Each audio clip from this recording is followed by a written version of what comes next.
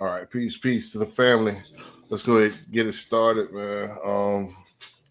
We got a real. I got a lot of not a lot of clips. I got a nice medium amount of clips. So let's go ahead and cut to the chase. Get started.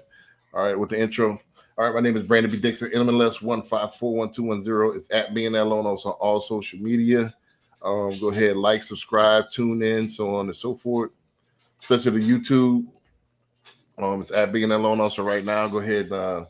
Hit the subscribe button, hit the like button. Also, we will read your chats live here on there and answer any questions that you have live here on there. So go ahead, like and subscribe.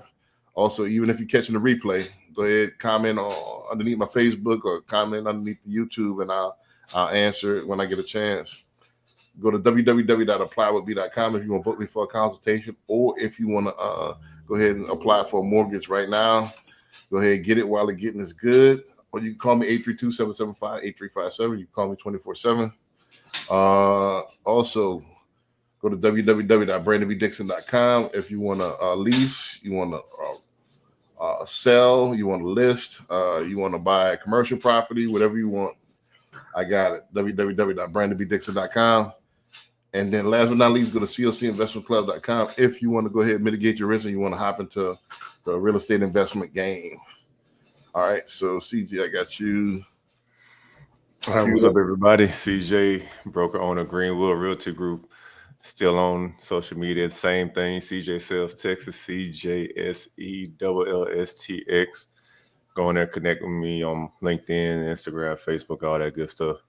Then check out my YouTube channel, CJ the Realtor, where we're doing some highlights of luxury properties in and around Houston.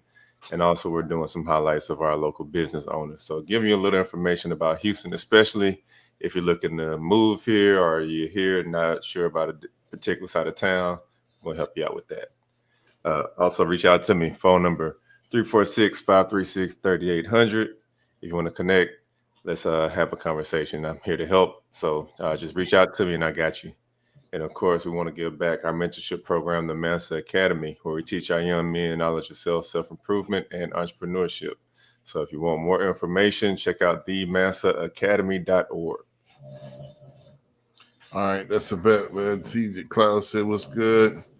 What's good, man? Let's go ahead and get this started with a good show tonight." Hey, what's up, bro? Let's go ahead and get it started.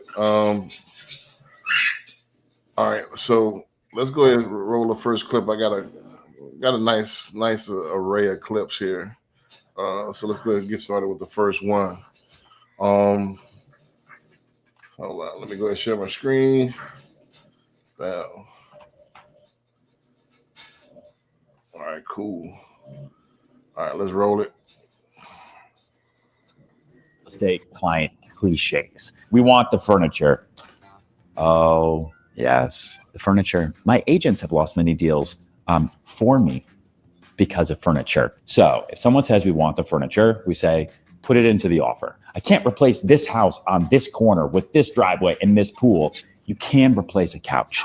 I need to ask my spouse. If you're in a situation where you know you can get a deal done and someone says, oh, I need to ask my spouse, know that it's an excuse. And it's an excuse for not wanting to make a decision. So you sit down and you say, absolutely no problem.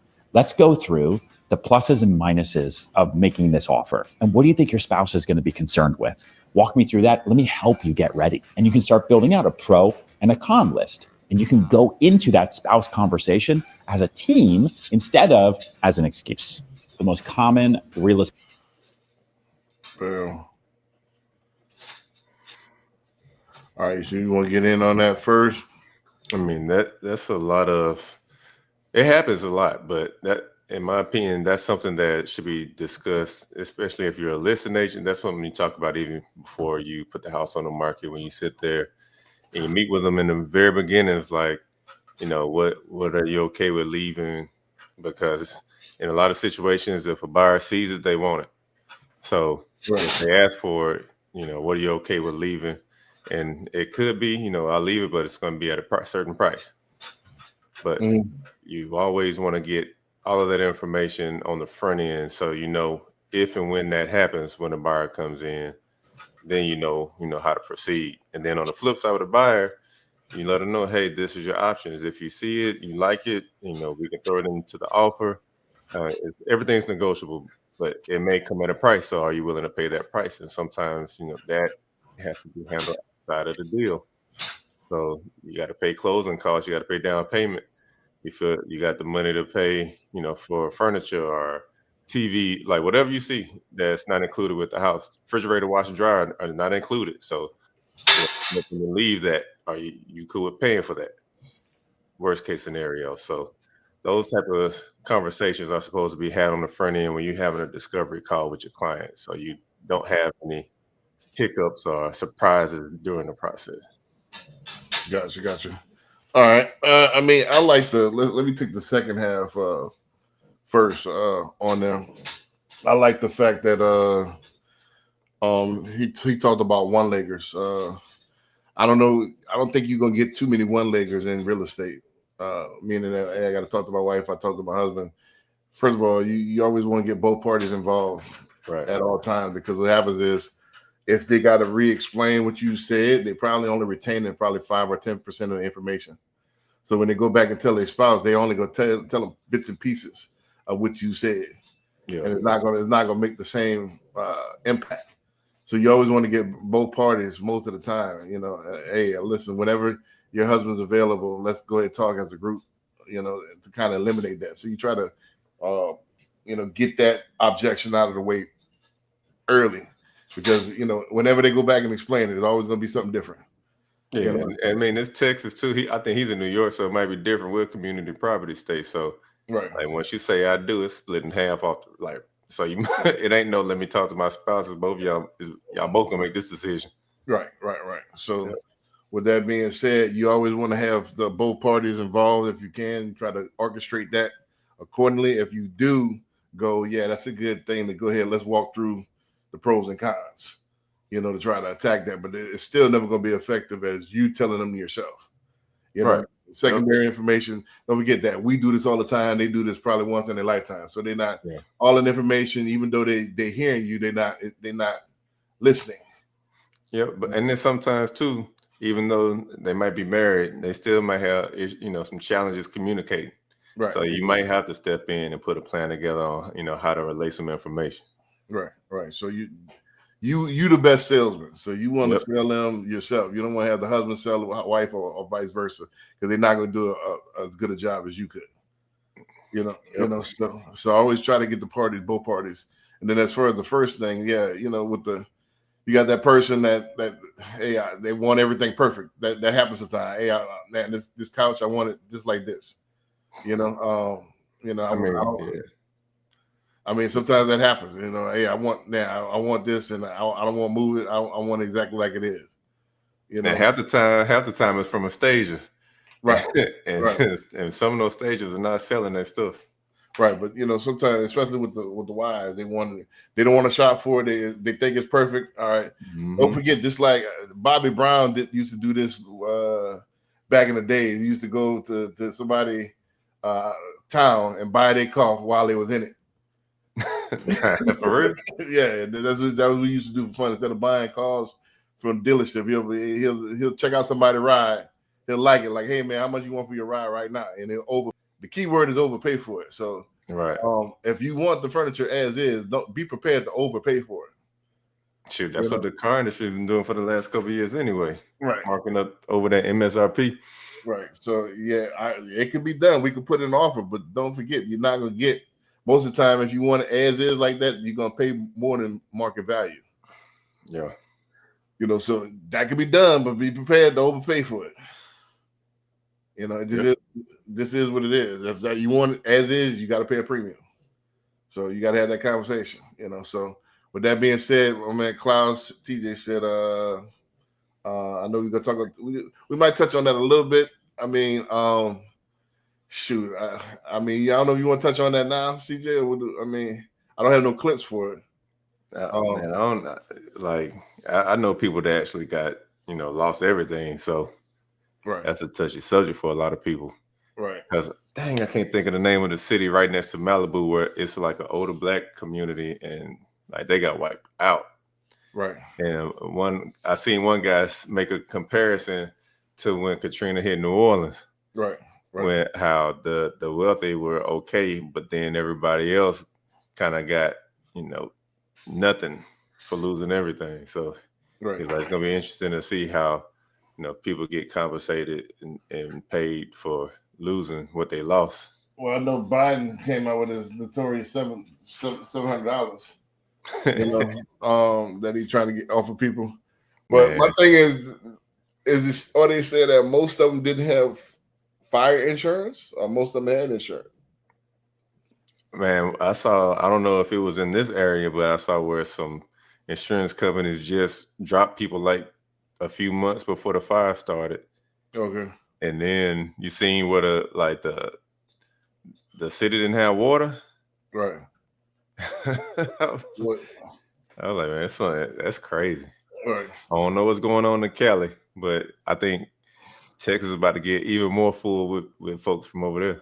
Right. Well, they already were making a mad exodus. Mass exodus anyway, from California. So there's even more an incentive, for people to move. Yep. So from California, so I don't know all the ins and outs to comment, but I don't know. I think there's opportunity in every event. I think what's going to happen is somebody's going to buy all that property. Man, yeah, I heard, because I don't know how true it is, but they was talking about how that part of California was turning into a tech center. They was talking about, I think the World Cup or the Olympics is coming up soon, and they didn't really have space for it. There's some kind of rail system or something they was trying to put in to go up California around the coast. So they were like, all of this stuff was in the way, and they just cleared it out the way. Right. Real quick. So let's go ahead and run a nice clip. I don't know too much about it. I know it's gonna be prime real estate, and somebody's gonna get paid. Oh yeah, I mean, shoot, on the coast on Malibu, that was prime real estate anyway. So it's prime real estate. So I don't know too much about it. I don't know how that's gonna work. I know if your house is not there, technically, if your house got burned in the ground, I don't know how that works with a mortgage. You have to have insurance with a mortgage. The mortgage have to cover you, right? So if the insurance drop you, they have to pick up. If you escrow, you have to pick up with their insurance. So it has to be covered somewhere if they had a mortgage. And then, but at the same time, are they checking to make sure that coverage is going to be enough to cover the whole house too? Right. One reason why insurance is going up everywhere is material costs are going up. So in a case like this, or a case like a tornado sucks up your house and they got to build from the ground up, how much is that going to cost? Right. Right. Lumber now it don't cost the same as lumber did 20, 15 years ago. Right. And that's why a lot of builders are using subpar material. Right. So, man, it's very, very layered. I mean, what I would comment on is that I got to see how it's going to unfold. I know we all gonna sit here and find out in a minute. Yeah, you're gonna see how it is. We could go several different wormholes on it. My thing is that I would say that let's take it from the rich, and then I'll go to the poor, and then we'll go to the next clip. The rich, nothing's gonna change. I mean, it's just a chance for them to upgrade their property. There's nothing's gonna change, even if they're self-insured. I mean, or even cash out. They cash out or self-insured. You great. This the real estate is gonna be worth a lot of money, even more. Even if the house burned down, somebody's gonna get that property if they want to cash out. If they want to rebuild, there's nothing to them. The poor people, which I don't think there's that many. There are some, but if you're living in California, it's a lot of those areas, you got some money. You might be poor in comparison to what's around you, but you're not a poor person if you're living in Southern California. So let's be all the way real. You middle class, at least. In the name of that city. So with that being said, even if you have a mortgage, the mortgage is going to cover you some kind of way. So you're not going to be stuck out where you're in debt and be out of a property.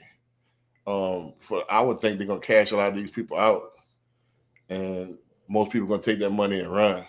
go somewhere else or relocate, so on and so forth. That's what I think. Oh yeah, that city, Altadena, California. All right. What's the average income? I don't know. That was like one. They said that was like one of the main cities that a lot of people came when they first moved to California to escape the South. Right. That's where a lot of people went to escape, and they started buying and owning homes over there. So a lot of people have been over there 50 plus years. Gotcha. Everything burnt up. Right. Now the last layer before we move on is the free and clear people. Now, Yeah. I know in Texas, if you free and clear, you don't necessarily have to have insurance. Right. So those people are going to be the worst. There'll be a lot of them. Yeah, you talking about free and clear In California? In that Altadena, if they've been there, Yeah. if they've been there 50s from the 50s and 60s. But you know, people have refi and have, you know, the second mortgage, or you know, they took cash out, they borrowed against it. So if you do any of that, you got insurance somewhere. Yeah. Yeah, it all depends. I don't know. So I think there's going to be a small percentage that just free and clear, and they just sitting on $1 million house out there. Because all the houses out there going to be $1 million. Oh yeah, easy. Yeah, so 2 bedrooms, $1 million. Right. So I think that's a small percentage. I think those are the people. Even if you just sell the land, if it burn out, you sell the land, you own the free and clear, you sell that prime land, you're gonna get something. You're not like totally just all right. I'm out. You know, you bust. I think you're gonna have. You got some money, even if you want cash out and move somewhere else. Yeah, because the folks that still had a mortgage though, you still gotta pay that note on something that ain't there. Now they've going forbear it. You know, for Yeah. I don't know. They already talking about forbearance, probably 6 months, almost something like Katrina or something like that, or it'll probably be a year. You know, maybe 6 months to a year that they have to pay a note. I think people still in forbearance from COVID. Yeah, so it's gonna be a minute before they have to pay their mortgage. So yep. Some people, I look at the opportunity. Some people gonna come up. You know, Right. I came up during Katrina. You know, you can come up. There's opportunity in every tragedy.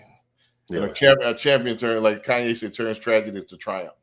Hey, we about to see what this freeze do next week. I mean, how bad of a freeze is supposed to be? Man, we're gonna be in the 20s next week. Oh, that's lightweight. That's lightweight. Snow and ice in Houston, it ain't lightweight. Just like last time, all them burst pipes, people running out, buying all the plumbing supplies, it might get ugly. Here's a quick way to spot a potential Here we go. real estate scammer. If your favorite real estate influencer or your mentor has an abundance of properties that they want to sell to you, that's a major, major red flag. Here's the secret that a lot of people don't want to tell y'all. Finding these real estate deals are not as easy as people would like to lead you to believe. And we fight hard going through the process of vetting these properties. And the fact of the matter is, most of the properties that you go for aren't going to work. Think about this and let's be logical about it. If it's as difficult as I'm describing to you to find these potential deals, why would I be so nice to just give it up to you? Let me be 100% transparent with everybody. I have no property to sell to nobody. The reason why is because I'm working so damn hard to get these properties. Why would I simply just give them away? Please do your research and do your homework. That's a major, major red flag. And I don't want to see you out here holding the bag on a property that's a horrendous deal that you just finished purchasing. Watch out, people. Here's a quick way to spot a potential real estate scammer. Right. Then they catch Envy and all them like that with all the properties and stuff is supposed to be having. Oh, yeah, a few of them dudes up on the East Coast got jammed up. Right. So, yeah, I mean, the thing is, if it's a hot commodity, you're going to want to keep it yourself anyway. Yep. You know, number one. Then number two. Are you going to get a cut? Something. Right. You know, you're not just going to give it away. Right. And there's no such thing as a free lunch. You know, so you're going to pay either with money or something you're going to pay with. So, yeah, if you got a whole bunch of properties, you know, that you trying to sell, you know, most people are not trying to sell cash cows. You know, right. If it got to be a bad property, something up with it. You know, and it's a whole thing, buyer beware. And that's even, if you just buying a house for yourself, you got to make sure everything's on the up and up. And then as an investor, you can't go off of the price point. A wholesaler, somebody tells you, hey, it's worth this, the ARV is this, you can get rent for this. You better go do your own homework.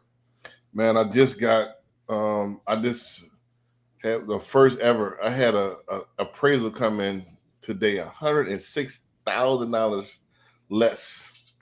Dang. $106,000 less. We protested it, and they stuck to their guns. They ain't go up not $1,000. Gave them alternate comps. They ain't budge. That's crazy.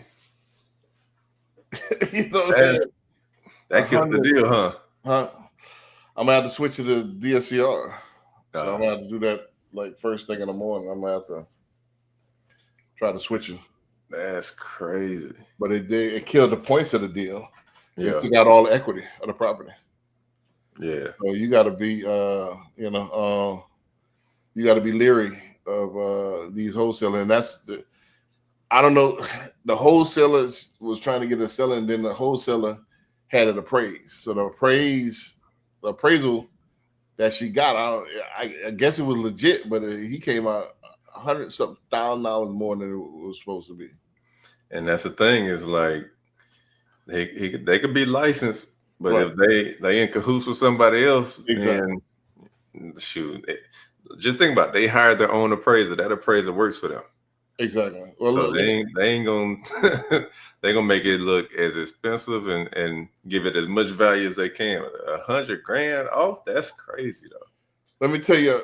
I don't know. This is where the real estate professional come in. TJ said I wanted to hear from some real estate professionals. Cool. This is something that you're not gonna get from everywhere else. Like, people don't know that since 2008, it's against the law for lenders, mortgage brokers, and real estate agents to talk directly to appraisers.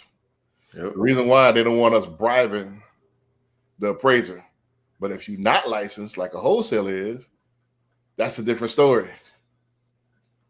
So they can talk directly to an appraiser. Appraiser might be one of these boys,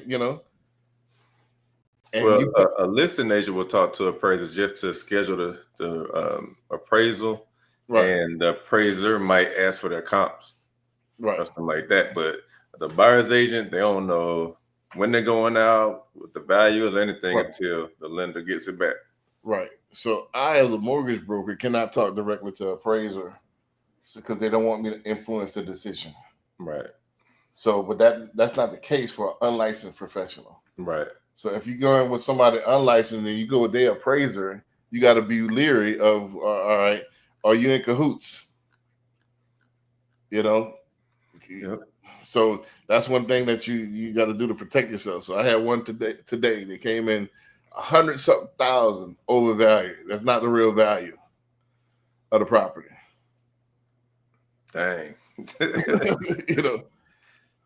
So now I'm scrambling. Also, he said, it's like telling, I'm finding $50K, telling a stranger you find $50. Yeah, most people is not going to give away money like that. If you're referring to those real estate gurus, like, that's why I'm not offering you any free ride. I'm just offering you my services and professional advice. I don't know if I'll ever become an influencer. All we doing is giving, our commentary and professional advice and experience. That's all we doing. There's no such thing as a get rich quick. It's an oxymoron. Everything is hard grinding, focus, and going from there. So I'm not offering free rides. Let's rock this next. Let's rock this next one here.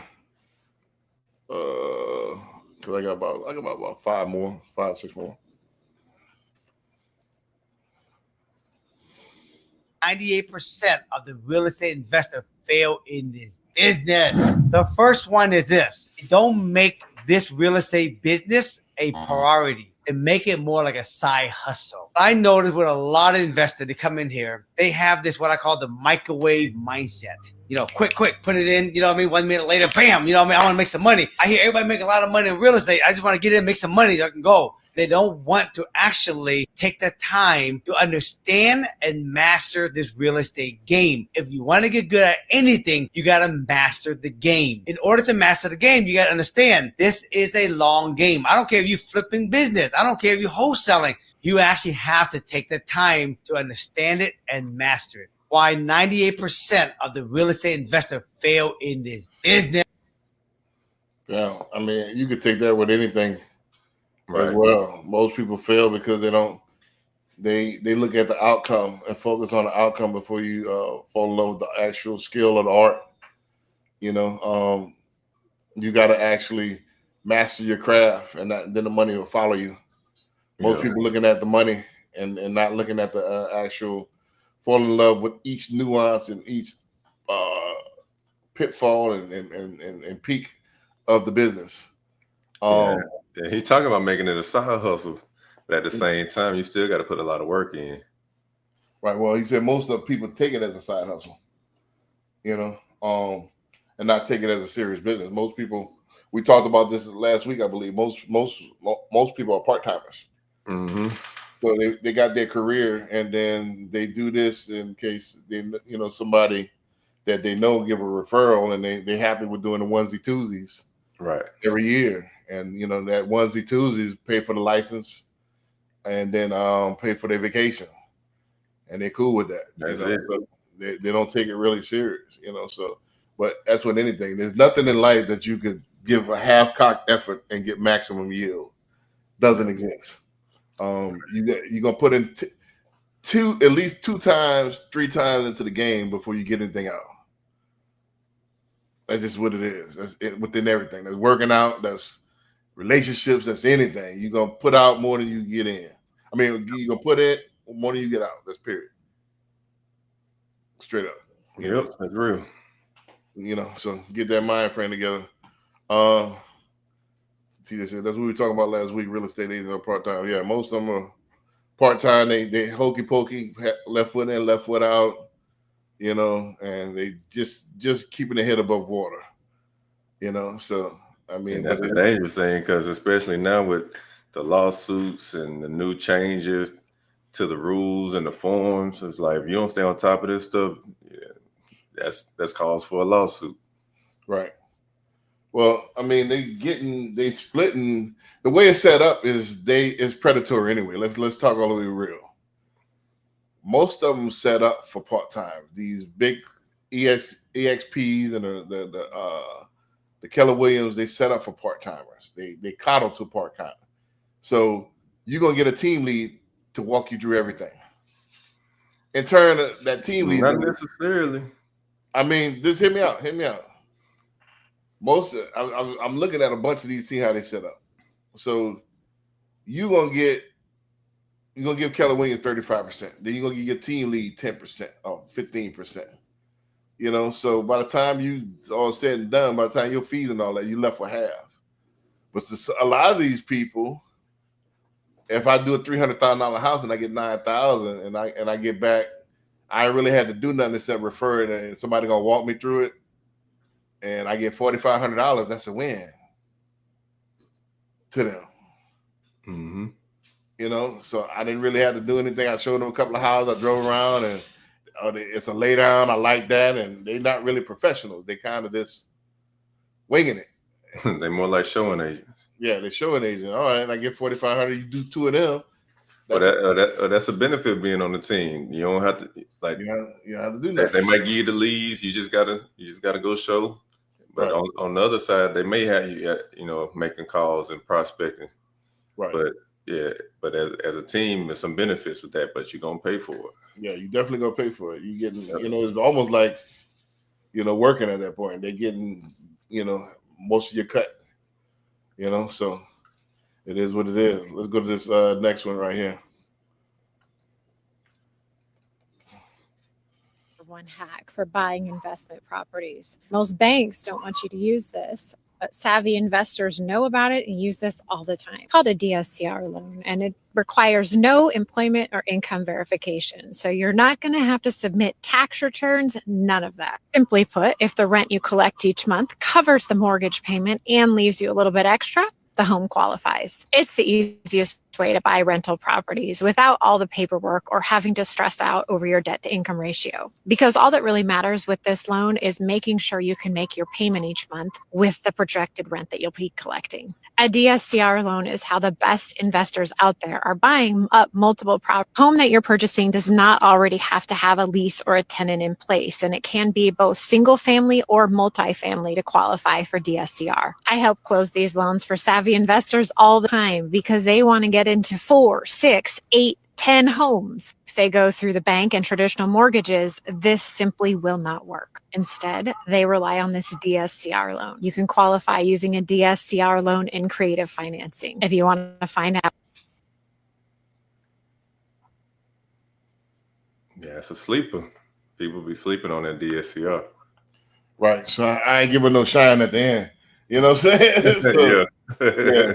So, but with that being said, yeah, that's what most of the investors use. Like that's what with this particular one, since the appraisal came back all crazy, I'm gonna have to switch it to a DSCR loan. The reason why most people don't qualify is that the debt to income ratio.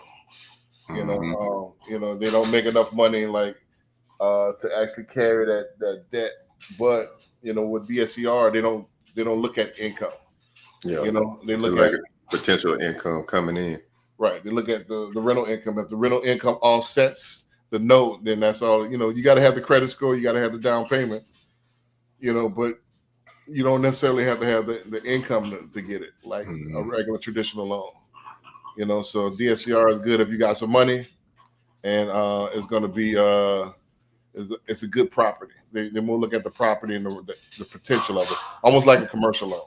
Yeah, especially for entrepreneurs, is a good option. Right. Yeah, that's definitely a good option. My man T's be from a professional in the real estate industry. What is the day-to-day lifestyle of a top 10 real estate agent? The honest truth is that most of the top 10 people, they got a bunch of people working for them. You know, most of the top people in our market, especially, they was working hard once upon a time. Now it's more that they're a figurehead, you know, and they got team leads, they have transaction coordinators, they have wholesalers, they got a bunch of people working for them. And day to day, all they're doing is managing the business. You know, I give you an example like Nicole Fear out here. She does her podcast, she does the commercials, and that's about it. And she's the figurehead, and probably have some rah-rah meetings. She probably never shows. She probably ain't touched a contract in years. You don't have to. It's almost like you're the business owner. At that point, you're not sitting there chasing clients anymore. You have people underneath you that do that. Yeah, that's kind of the trajectory. It's like once you establish yourself and your brand and everything, you teach people to do what you did, and lead them to it. You reap the benefits from that while also continuing pushing the brand. Right. Now, just to be more specific, I think maybe what you're asking is how to become a top 10 agent. Or he may mean just top producer. A top producer. Yeah.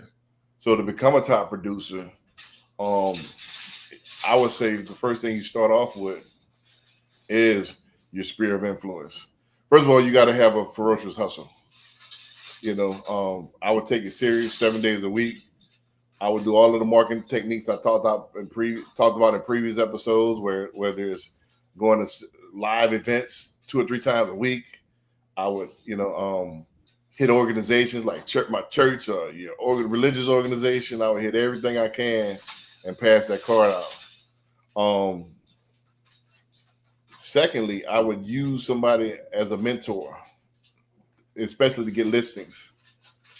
And then I would bet, and if I was a gambling man, which I'm not, I would bet a significant amount of money that most top realtors won't turn down if you give them a piece of commission to go ahead and sit in on your listing. So you can use their motion and their clout to get that client. Like, hey, all right, hey, I'm new, but such and such, he's a top agent, and he's gonna be helping me with this listing. He's gonna help me market it, and then in turn, I give him a piece of that commission. And then from that point, once you get a client or two like that, you use the referrals. You know, get in there with their family and friends and keep going. Rinse and repeat. Rinse and repeat. You know, keep going. Yeah, that's a like important thing for picking the right brokerage, because that's what you want to do, especially as a new agent, to leverage their production, their success. Right. Because they'll be like, hey, you knew why am I working with you? Right. And you're like, hey, I got them backing me. Right. So it gives them a better feeling for, all right, he's not by himself. He or she is not by themselves. Got somebody else helping them out. So right. It's almost like, all right, I'm with, Young Money. By signing with Cash Money, you already got Drake. You already got Nicki Minaj. You already got, Wayne on the roster. Like, just by having them on the roster, people going to listen. If I get them on a song, people going to listen to the song. So it's the same thing. It's like signing with Young Money. Get with the top agency and use their clout, use their motion to get clients. And once you get their clients, it's like a rapper. Once you get the audience, you could form your own audience. You're gonna start to form your own fan base. You know what I'm saying? And then you rock. Yeah, just like Tiger. Tiger was, signed with Young Money. Now he has his own audience. Now he's his own brand. Well, after he left Young Money, same thing, same concept. You get with somebody top, use their motion to formulate your own, and then roll from there and keep going. I mean, and that's the whole thing. Like, it's all about leverage. Right. Whether it's, their motion, your success, your skill set, your listings, you're going to leverage everything you got access to. Right. But that's how I would do it. Use somebody else's motion to create your own. Yep. If you got to build it from scratch, then it's going to be a little bit harder, but you got to be skilled. You got to be a dog if you're going to build it from scratch. And I was going to say, if you got some hustle in you, it don't necessarily have to be the broker. Right. Like, you make some good connections with some other top producers or people killing it in the game, and you get tight with them. That's another form. That's another access point. Right. I did this. I did like Jay said, man. I slid up on this game on Jazz back. Then stood on my own too. Like boom, I stood on my own too. So like I created my own lane, like just taking chances. I was the first first loan officer with a podcast in the industry. First with a book. Just kind of set my own little lane, and then I did a lot of ferocious hustle. I mailed my book to the top 50 agents in every market I was in. I did coffee dates and stuff like that. So I kind of did the grassroots thing, and then started to create my own little buzz, and then using SEO and geo hashtagging, and where I just kind of saturated my market. I kind of stayed in my lane. Yeah. I didn't try to be all over the place. Yep. But it ain't just one particular way to do it. There's multiple ways to get your name out there, get some relationships built, get the marketing out there, the brand, and all that. Right. You said, man, that's facts, man. Like I said, I was 7 days a week. I got footage. I probably have to find it. It's on my cloud somewhere, man. I used to when I first started, hit apartment complexes. I used to have my own newsletter called, it was called The Power of Ownership, the newsletter. I used to write the articles. I used to print up about 3,000 of things myself, use the brokerage printer, print up, print it up, and I used to stick them on doors. And every 1,000 I put out, maybe 8 people start calling. And then I, start using that to get clients. Whatever I had to do to get clients, I was on it. Hey, you don't even got to do it now. AI write the newsletter for you now. Well, not only AI, I don't have to go analog anymore. I got clients that I can just sit back and wait on the phone call. But I'm just saying, if you just starting too, like right. But yeah, I did beastly. I did it frequency. I mean, anything you do, something's gonna happen. But if you do nothing's gonna happen. Yeah, and I think it's frequency, but consistency with it too. Right. So yeah, I just created my own lane and went from there. But You can't just do it one weekend. Think you're gonna hit Yeah. it big. it's like me eating a salad, man. I ate a salad, man. Why I ain't lose this weight? Man, I think you got to eat more than one. Right. You know what I'm saying? So let's go ahead and hit this next clip real quick. People how they got their money. When I was 21, I started printing out hot pink flyers. We buy houses on it, walking through the streets of Columbus. Eventually found a property under contract. So you was like door knocking? Yeah, I was door knocking. Got a property under contract in Zanesville. Sold that joint. I put it under contract for $5,000. Sold it for $10,000. That was my first deal. I was on ever since. So from there, I just kept wholesaling, and eventually I went to flipping, and now I'm owning properties for rentals and Airbnb. We're asking people how they got their money. I mean, that's a damn near good segue. I mean, he start do something. And that's a trajectory. It's like you got to start. Like everybody ain't gonna start just buying and holding. You gotta get out there and start building up some bread. Right. Start have some money put aside in the bank. Then you go flip, and then keep adding to the money you got in the bank. That way, you start buying and holding on to property. And for whatever reason, let's say you got a single family and you're renting it out, that tenant don't pay. And then you got to go through the eviction process. Right. And then you got to go through the repairing process. And more than likely, they done tore something up in the house. So you got to do that, fix it up. All this time, you still got a mortgage to pay. Right. So if you just starting and you don't have that cash, then what you going to do? Right. I mean, the thing is that a lot of people want to be rich, but a lot of people don't want to do what it takes to get rich. I think somebody said that. I think Will Smith or somebody said that. Everybody want to. No, I think it was somebody, not Will Smith. I think he was quoting somebody else when he said this. But everybody want to get to heaven, but nobody want to die. So like you got to. I fell in love with the work. You got to love what you do. I was listening to Michael Jackson last night. That Thriller, man. That Thriller is still ahead of the time. Thriller still sounds good. Still was arranged elite, but he was like ahead of his time.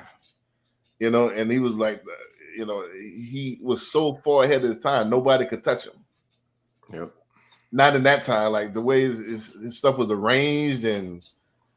Using all the different voices and all, man, he was in a whole different category. Sure, they had, and shoot, he was tapped in with Quincy Jones. He was a master. He was the man. So, and then he got, with a mentor, you know what I'm saying? And that was already mastered the game. So, and then he collaborated. Paul McCartney was already the top of his game. So Paul was, that was one of the first singles, that The Girl Is Mine. So that was a crossover audience. And then he hit the Beat It.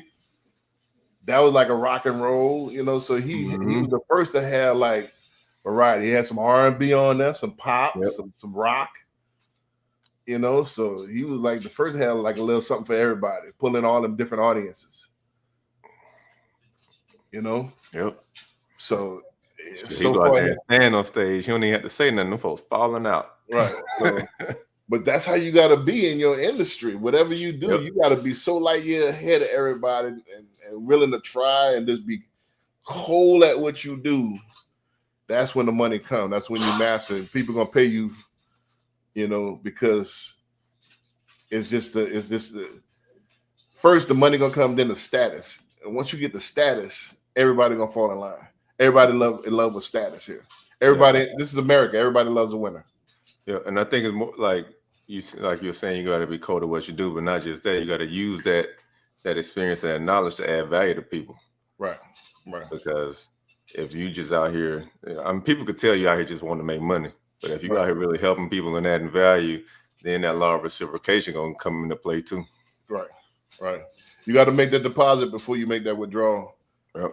Man, TJ said I thought most people use the bank money to get into real estate, like the 20% down. Yeah, I mean, you use other people's money for the majority, but you do have to have in real estate some money to get started. You can, if you have a job and you've been working the last 2 years, you can get down payment assistance. I have nationwide down payment assistance, but it won't be for investing. So what I would do if I didn't have any money, I would get a job, stack my money, get my first house with down payment assistance. Then I'll stack some more and then get the money to put down on a house and because think about it, you could use that down payment assistance and get a multifamily if you're in certain markets. It won't happen in Houston because too many people going at these multifamily. But if you're in a slower market, use that, do the house hacking, get a threeplex or a triplex or a duplex, and live in one side and rent out the other side. Then move out of that, once you get your money up, and then now I got 2 doors, and just keep going. But you're gonna have some money somewhere. You can use down payment assistance for that, but but if you're trying to get a raw investment property, you can use other people's money. It's not as much as you think. Sometimes you don't need 20%. If you want to do a fixer upper, I got private money lenders that'll lend you up to 75% of the after repair value. That's the key. You got to pick the property that's going to have a tremendous upside, and that's what people don't know how to do. Most people don't know how to do comps. Most people don't know how to analyze the area. That's where the knowledge and experience comes through. You just can't say, "Oh, this is a nice house. I would live here." You're gonna lose your shirt. Yep. You gotta be able and it'll come with time, but getting that experience to be able to walk that house and kind of get a ballpark on how much the repair cost is gonna be, not just the repair value, but the repair cost. Right. That's major. Repair cost and knowing what that neighborhood and what other people have done similar situations. Mm-hmm. It's a lot of nuance to this. So it ain't just, I see a house, I like a house, I buy a house, here comes money. No. It's a lot to this. But yeah, it's not, it don't take that much. It's a lot of know-how, a little bit of money. A lot of know-how, a little bit of money. All right, let's get this next one. I am in $45,000 of credit card debt from buying a course and drop shipping on Amazon. Well, it was all from drop shipping on Amazon. I dug myself into a $45,000 pit at age 19, drop shipping random shit on Amazon. I paid that off in 3 months by making offers on houses listed on Zillow that nobody wants. You're inclined to skip this video because it's about houses, and you think anything having to do with houses requires either a lot of money or a license, and that is a lie. Stick around for 60 seconds and tell me if it sounds like this is something you could do. See this house? It was listed for $65,000 on Zillow. Alyssa Jordan on month 1 of real estate offers them $45,000 and they say yes. Okay, cool. We got the house at a discount. Turns out a lot of people were making offers on that house and ours was the winning offer. So I posted the contract on Facebook and somebody bought it for $55,000. Could you do that?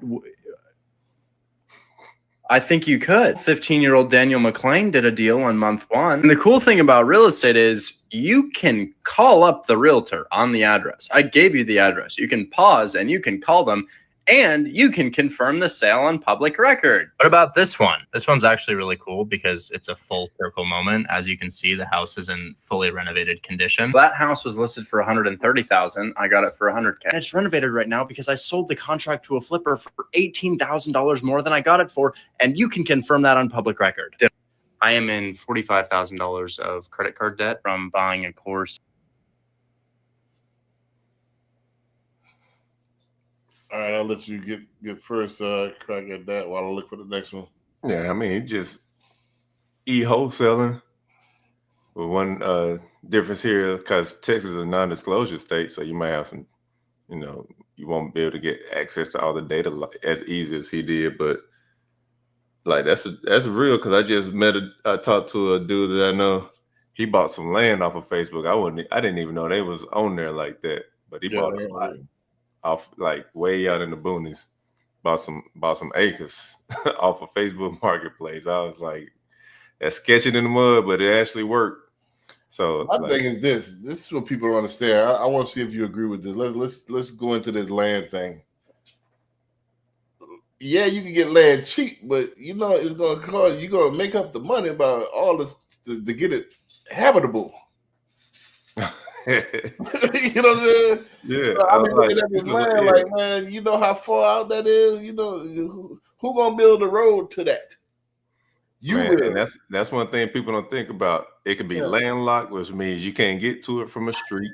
Right. So you have to get approval from a next door neighbor that's on the street to be able to get to your house through their land.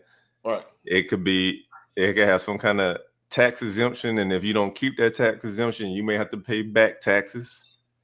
Right. It may be unclear property, which means you're gonna have to get some equipment out there to clear out the land.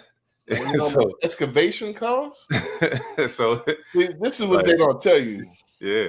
This is the stuff. This is worth the price of admission right here.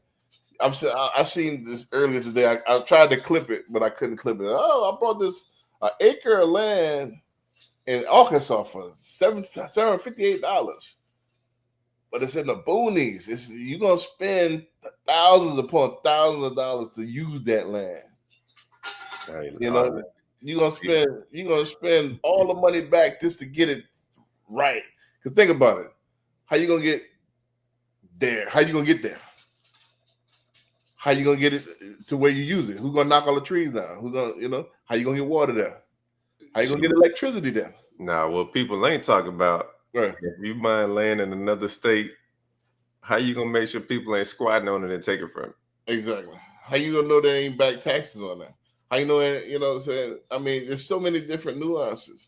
Then just usually, like if you go through, here, like title company, they'll do a title search, but right. But you know how many people think they own a particular land? That happened to me. This happened to me this year. I was that close to buying something before I didn't look at the survey to the last page. The person before me didn't even know they bought the land and it was the wrong lot. Dang. Because they ain't look at it. I almost didn't look at it. I was like, hold up, man. I was just about to sign the last page. Hold up. That's not this one. I want this lot. They're like, nah, it's actually this lot. So I'd have been building on a lot that I don't even own. So you know how many people got land and it's the wrong coordinates? Crazy. You know what I'm saying? So that's why I was about my aunt is on my Facebook. Like she was so tempted to buy some land that way.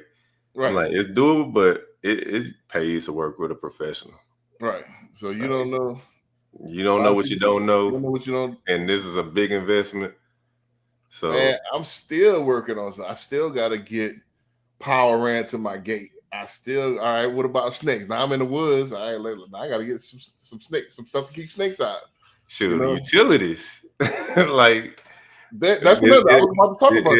Like, is it well septic? I just had to put a transformer in front of the house. So a transformer had to be propane tank out there. What you got to do? Yeah, think about it. The pole, them poles that you see on the street, that's $1,500 each time they put one of the poles. So you add the poles up. They got to put them poles like every 20 feet, something like that. I don't know. Yeah. So all right, look at you got to chart the distance between where's the last pole that you see and the pole to get to your house. And each one of the poles like $1,500 for them to put there. So, yep. And if you actually lucky enough to get access to public water sewer, but you don't have it on your property, right, you got to pay the tie-in from wherever it is for them to drudge it and run a line to your property. Right. I don't know how much that costs, but man, I just paid for it. I just had to have electricity, drudge. They dig up the yard, and the water had to be drudged all the way to the back. You know what I mean? And it hooked up.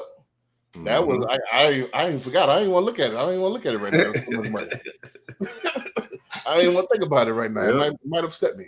But all that costs, you know what I'm saying? Yep. All that costs a whole bunch of money. Well, man, TJ said you have to do all that for real estate. It's a headache, but it's money in it. I mean, right. If you know what you're doing, it's a money maker too. I mean, but it's a wealth builder. Yeah, anything gonna have its headaches. There's no such thing as free money. There's no such thing as a free ride. There's no such thing as get rich quick. Everything has ups and downs. Nothing is 100%. Yeah, you could be working in like with your favorite job, but it's gonna be some aspect of that job that you hate or don't want to do. Correct. So there's no such thing as there's headaches to it, but also there's headaches in working on a railroad too. Hazardous for your health and shit. I bought this eightplex for $950,000. I I put $200,000 down and got a mortgage for $750,000. My payment every single month on that mortgage is $3,600. But wait till you see what I did next. There were 2 empty units in the property, so I renovated them and increased the value of the building. I could charge a higher rent because now the units are beautiful. I renovated the kitchen, I replaced the floors and painted the walls. I redid the bathrooms and included fantastic appliances. I rented the empty units. I went back to the bank and refinanced the property for $1,250,000, giving me a new mortgage of $1 million, and I cashed out $240,000 of equity. I bought. Damn, that's pretty good rent. I mean, even if she got rented each unit for $1,000, $8,000 of cash flow coming in. $3,600 a month with a $750,000. Huh? I'm trying to think how this monthly payment equate. Well, she said it was $950. She put $200,000 down. Yeah, the loan is $750. Right, $750. Right, so it's usually about $800 per $100,000. So maybe she in a different market where the tax is cheap. Man, I mean, just doing the math on that, yeah, it should have been like more like $6,000. I'm like, how you guys $3,600 a month at $7? Yeah, that might be cap. You know what I mean? Yeah, that's more like a full $500,000 house. Right. I'm like, shoot, how long ago was that? Yeah, that unless she's talking about just principal and interest without tax and insurance. Man, I don't know, but that TJ, yep, cap, bro. Yeah, that might be cap, you know. So but besides the monthly though, it do make sense. You know, you make improvements to a property, go refinance, increase the value. She ain't say how much she paid for that. So she put $200,000 down. That probably cost her like another 50 or 60 to do them improvements. Oh yeah, and we don't know how long it took either. Exactly. So she made it seem easy, but they be skipping a lot of details, you know. So yeah, you got 240 back out, but now your note probably like $8,000 a month. You probably close to damn near if you $1,500 a month, depends on where you at. You probably making you making some. It's cash flowing, but not a lot. It's not it won't get you rich. It's something good to have, but they ain't go. All right, I got this 1 8-plex and I'm good. But think about it. All right, this is the nerd in me. My bad. I gotta go. I'm thinking it's gonna be about $8,000, $7,000 to $8,000. Let's give her $7,000. I give you the benefit of the doubt. So even if she rent the things out for $1,500 a piece, which I doubt, that's on the higher side. Times 8, that's $12,000. So she making $5,000 a month, full $5,000. That ain't gonna get you rich, but that's decent bread. Mm-hmm. So, but it's possible. You gotta have that $200 to put down though too, and the money for the renovations. Yep. You already gotta have money. It ain't so it ain't like you. All right, you got to get out there and fundraise and bring people and make it a group thing. Right. I got a question on here. How can the city take the land away from somebody that bought? Oh, this is in Ohio. I seen that man thought he bought like one plot of land, but he bought a whole block, and the city taking it back.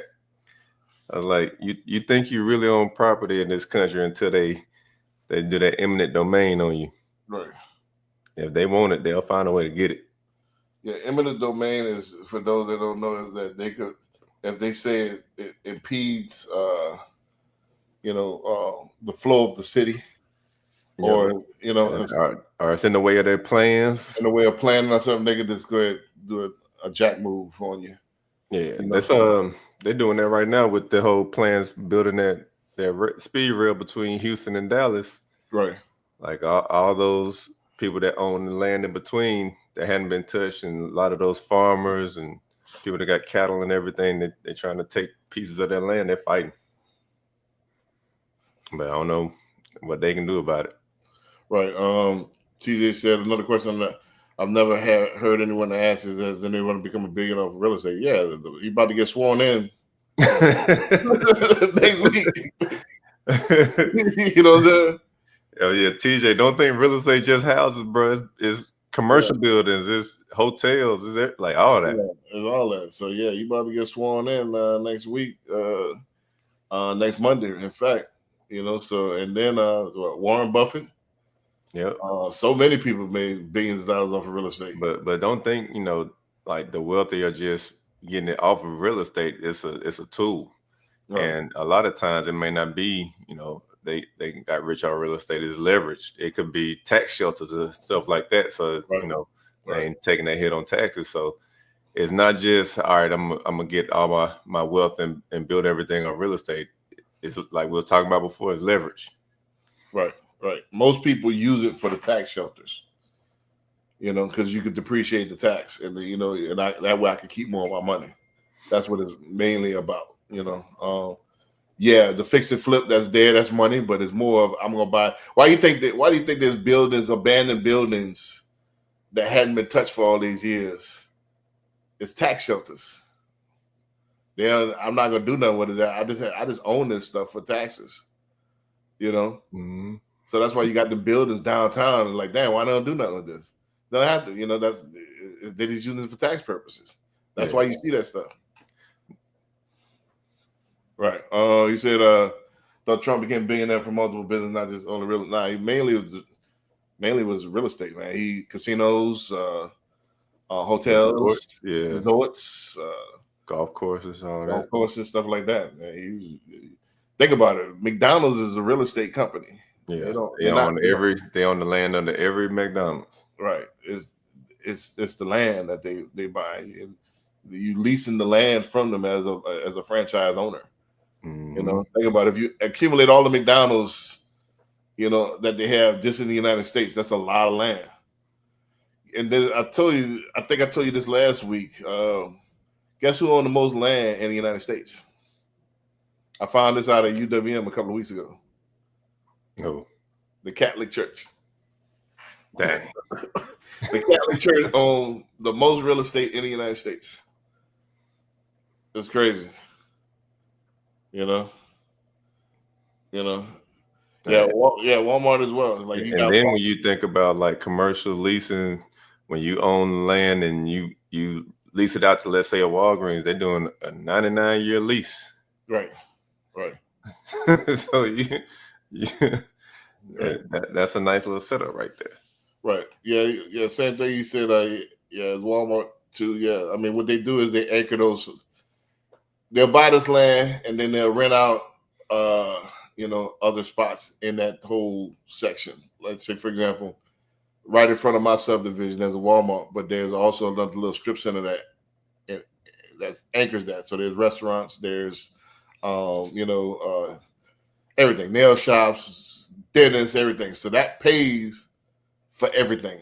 Mm-hmm. And so now everything at Walmart is in the black because they rent that the tenant's paying for everything. Yep.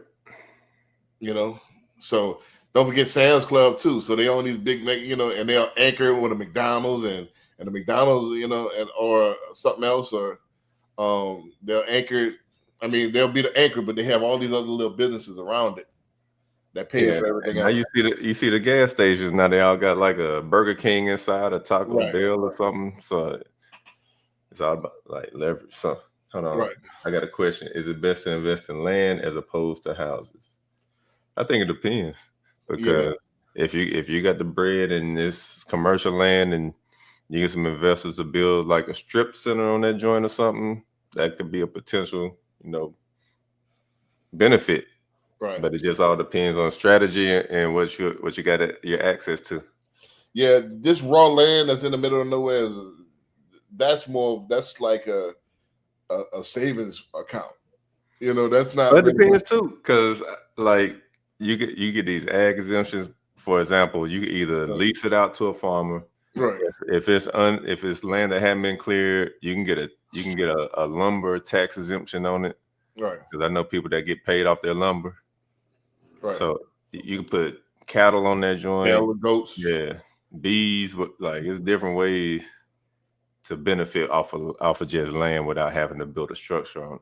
Right. But you got to know the rules, you got to know the laws, and what you're getting into, because one false move and you end up having to pay back taxes, or you didn't get something approved, and it could be that could be a headache. Right. I think people try to jump in the water too deep too quickly. Mm-hmm. You know, so you gotta ease your way into that thing. You know, but let's go ahead and run this next clip here because I got about 3-4 more. Got into real estate in 2020 because I own one of the biggest debt collection agencies on the West Coast, and I was going out of business in 2019. Okay, I literally had 40 grand in the bank in December. I had 35 employees. I didn't know how I was going to make payroll in January. I was contemplating playing Russian roulette. I was done. So behind a bottle of tequila and talking to Jesus, I decided to man the fuck up, and I decided to get my shit together. And I said, you know what? I'm just going to get out of collections and I'm going to get into real estate. That being said, I'm going to kind of break down our business, how we run our operation, and you guys decide what you want to do with the knowledge that I give you tonight. You guys decide if you're going to take it serious. You guys decide how much money you're going to make this year.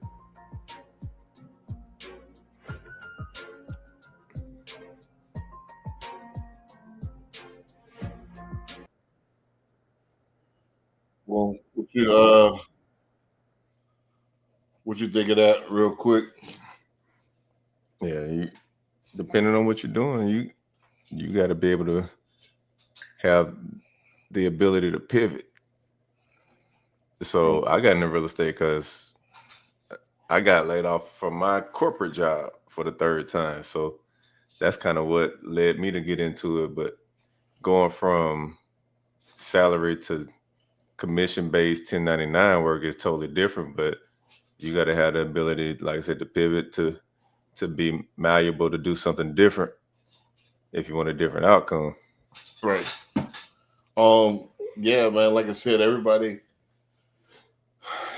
kind of gets discouraged. And I know this is about this new generation as well. They kind of get discouraged too quickly. I think you gotta have the ability to persevere and actually even take your same energy and be able to put it into multiple things or something different.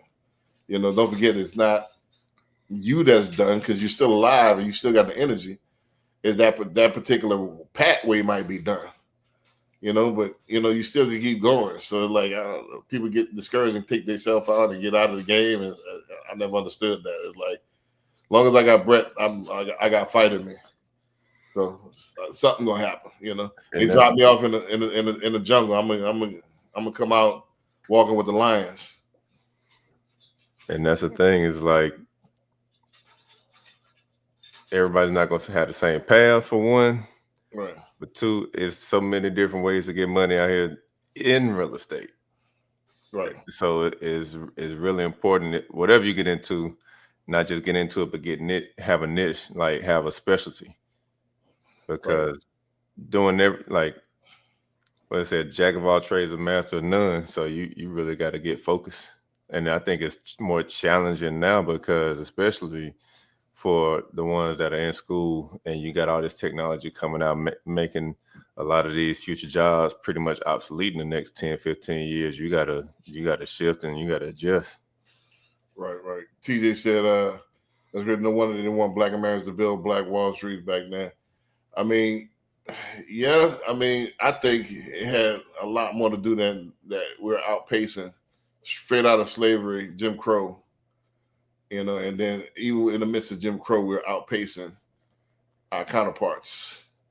So I think a lot of that had to do with that as well, this jealousy. I mean, the main thing was that integration, you know, kind of, you, by definition, you're yielding, you know, and you're saying that, all right, I'm gonna go ahead and be second tier just by definition. You know what I mean? So with that being said, that it all fell apart after that. But we had kind of punted the ball at that point. So, but you know, to be real, like nobody, you know, let's get all the way 100. You really don't own the land anyway. So you know, how can you sell something? You can't sell something that they really don't own. So unless you got a load of your title, nobody owns none of this stuff. You know, not they don't have it. If you want to get all the way real, but that's another whole other conversation. All right, I was like, you get all the way real, especially in Texas. You better start looking at what they call mineral rights. Right. Yeah. Most people don't even have Ain't even having that conversation. Yeah, that's a whole different conversation. So if you don't own the land to give to sell me anyway, so how you gonna sell it to me something that you don't really own? You know, but that's another conversation. Buy your first property. Do you want to buy the one that has Starbucks and Chipotle in it? Absolutely not. That property has no value add component. You want to buy a nightmare like this, where the weeds are 4 feet high. Look at this thing. This is a typical strip center we're talking about that, I don't know, is probably 5,000-6,000 feet. It's boarded up. There's no tenants. There's nobody around.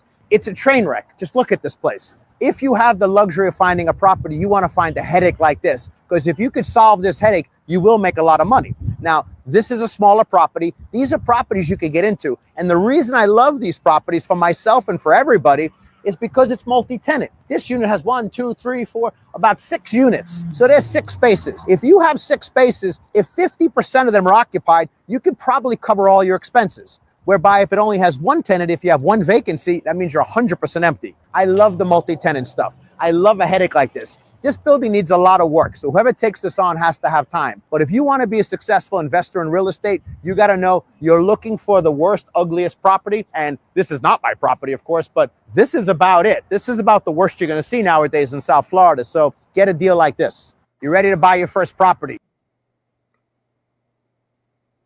What you think of that?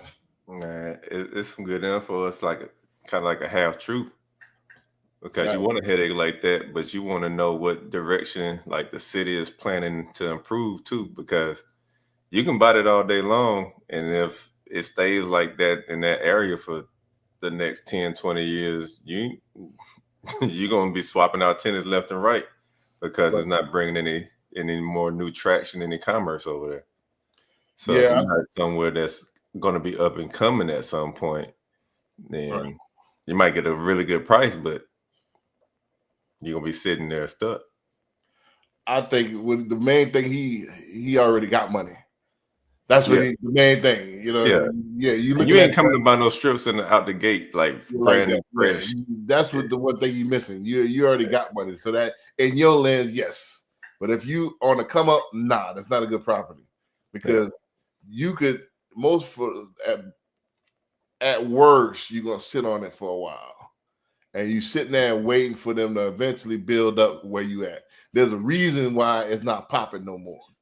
Because it's probably that side of town did and something happened and that probably is not popping.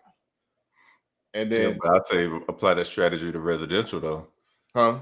Apply that strategy to residential. You can find something where you can get, that you add value to, needs some work. And it's like we were talking about multi-family, multi-unit, you like up to 4 units is still residential. The challenge is being in a market where you can still make some money off of it. It's kind of inflated here because everybody's on that. Right. But as far as with him, he can sit on it and use it for tax purposes. Right. I appreciate what we talked about earlier. So there's no sweat. That's actually an asset for him. But if you in your you don't have any other assets that's kind of working for that's working for, you could lose your money. And then you sitting there waiting for tenants. You're gonna have to renovate it to be attractive for tenants, but you don't want to be the diamond in the turd bowl.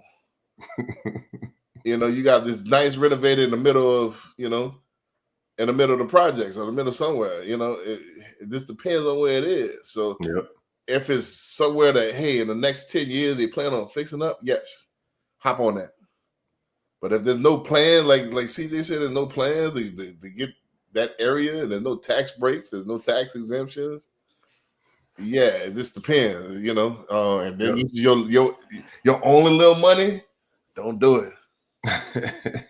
Right. If you watching this and look up opportunity zones and see what that's about. All right. If it's an opportunity zone, you got money tax already. Free in 10 years, completely tax free. Right. But nah, I mean it depends. So there's no yes or no answer. All right, let's get this. Things I'd never do as a real estate agent. I'll never represent a buyer who's already visited a property with another agent. Even if they signed a buyer's contract with me, I won't do it. This is because the other agent that actually showed the property the first time can say that I was not the cause of sale, and they were. It doesn't matter if I showed the buyer hundreds of properties. It doesn't matter if the buyer's my mother. It doesn't matter if the buyer signed a 2-year buyer's contract with me. This is because it was the first agent that initiated the series of events that might lead to a closing. Therefore, if those buyers close the deal with me, chances are the other agent's going to come after me for the commission. And all the time I've spent working on that deal would be for nothing. And that's why it's important to teach your buyers to only contact you when they want to see a property. And you should always ask buyers if they've already seen the property with another agent. By asking those 2 questions, you could save yourself a lot of time and earn yourself a commission. And that's why I'll never work with a buyer that's already visited a property with another agent. Follow me on TikTok. Things I'd never do as a real estate. So this is the new thing that you gotta be awkward and weird to get somebody to pay attention to you, right? This is what they're doing now. But what do you got as far as what the context of what you were saying? I mean, I get what she's saying. That's a slippery slope because it'll probably end up in the courtroom because then you got to figure out who has procuring cause, meaning like if they showed this house, who are they representing? Did they have a buyer rep agreement with that person at the time for that prop? Like, it's going to be a lot to go into that whole situation. So, like she said, if you got somebody you're working with as a buyer, you let them know, like, I'm the one that's going to show you houses. You don't reach out to anybody directly. I'm representing you. Let me work for you. Put me to work. Because it's going to lead to a headache. And then, like, even if you got the commission, you got to pay the lawyers. Right. I mean, we got a thing here in Texas about the sub agents, which this is probably going to be another lawsuit coming up. Are they gonna change the forms again? Because it's still a lot of gray area with all these new changes. Right. I mean, man, Corey said we'd rather be late than never. Huh? There you go. You know, it's my motto, baby. Rather be late than never, man. What's up, fellas? Man, we damn near on the last couple of clips, but what's up, bro? What's up? Hey, look, I figured if I could catch a clip, you know what I'm saying? Right. I'm doing good because I'm catching 2 clips. You know what I'm saying? So go ahead. We're on the last couple right now. But now just to comment on that, and I'll go to the next one. But yeah, I mean, you gotta watch, especially in Texas, man. You know, they'll play games. The clients will play games like that and try to. I had one this year. I mean, 2024. You know, get me to show them something, and get somebody else to show them something, and get somebody else to show them something. No. Even when I signed, I'm gonna have to talk to you about that anyway. Even I used the rent to own. I signed him up, and he getting another agent to use that. Like, how does that work? And I got a buyer's rep. You know, so what are you doing? You know, I signed you up on a. You ain't know nothing about that until I hit you up. So you know, and then that's the good thing about it. When you put them in as a lead, they're gonna notify you if they try to use it. Mm-hmm. I got a question. What's up with deposits and/or credit checks before viewing higher-end properties? Is that a thing in Texas? I don't see anybody making deposits, but a listing agent may ask for the buyer's pre-approval letter before they view the house, because on the higher end, especially if somebody lives there, it's going to be expensive things, you know, in that house. So they want like privacy and security and confidentiality is major. Right. So you want to make sure nobody's just in there playing around, like just going through people's houses, because people go in there and steal everything from like purses, wallets to medication. So you just can't let people up in your house, especially on high end. So in some cases, they ask for the pre-approval letter, but I haven't seen anything really where they got to pay a deposit, not on residential. Right. No. The other thing is this too, is that, you know what I'm saying, you got to understand we in a social media era. So there's a lot of agents that are licensed and they'll go ahead and set a preview and an appointment and they don't even have a buyer for it. You know what I'm saying? They just want to go in there and get some content or whatever the case may be, but they don't have the permission of the listing agent in order to do that. Yeah. So sometimes, you know what I'm saying, it's just cutting out the riffraff, you know what I'm saying, and preventing the circumstance that you see a house that you have on social media, whatever the case may be, that start to go whatever, and you don't agree with some things that they have on a clip, or you don't agree with the way that it's showing the listing in your life, or whatever the case may be. So they just kind of trying to filter out the riffraff.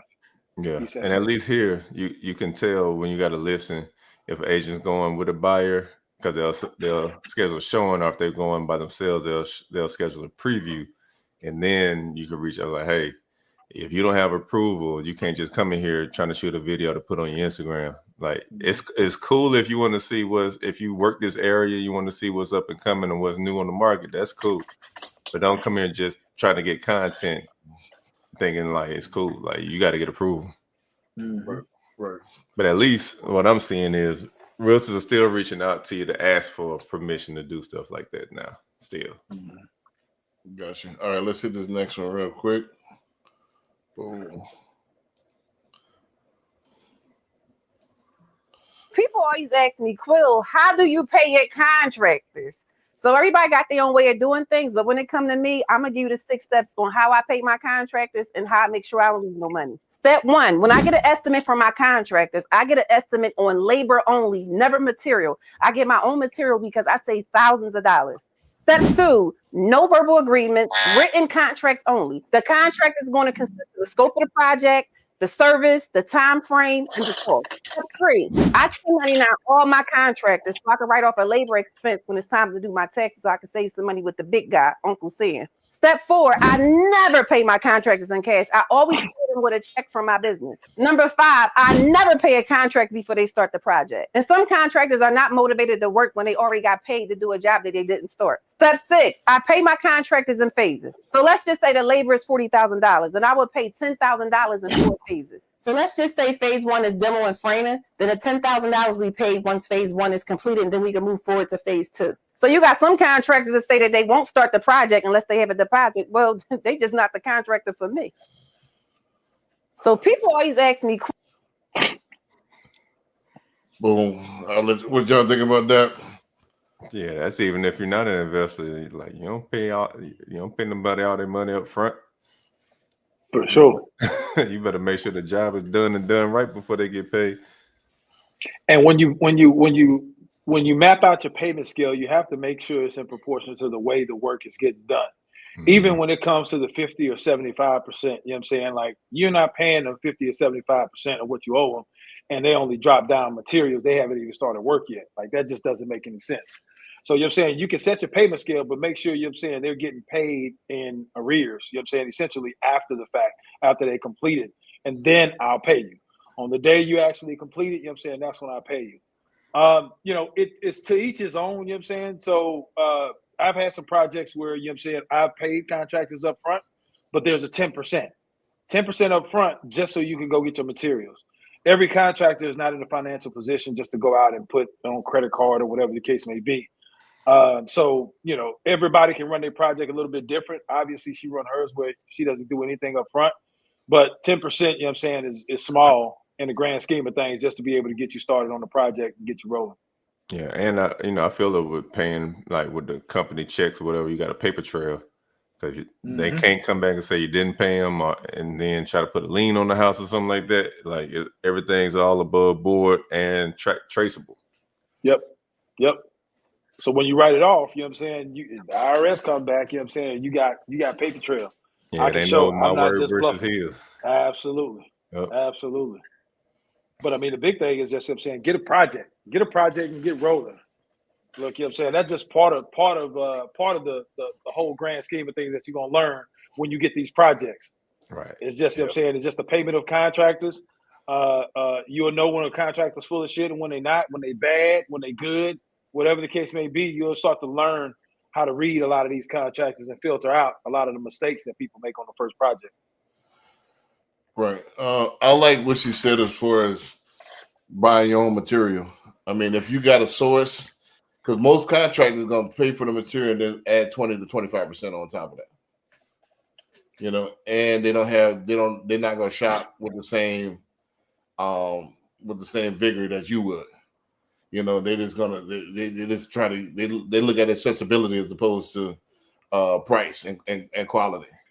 You know, they're just looking at what they got accessible. All right, this guy only got this, but if you do your research and you can source your own materials, you can get exactly what you want and you save a whole bunch of money. You know, because most of the time you get you want turnkey, you're gonna pay for it. They put margin on all of that stuff. You know, so I would do my research, source my own materials, and just, hey, how much for labor? I got my materials already.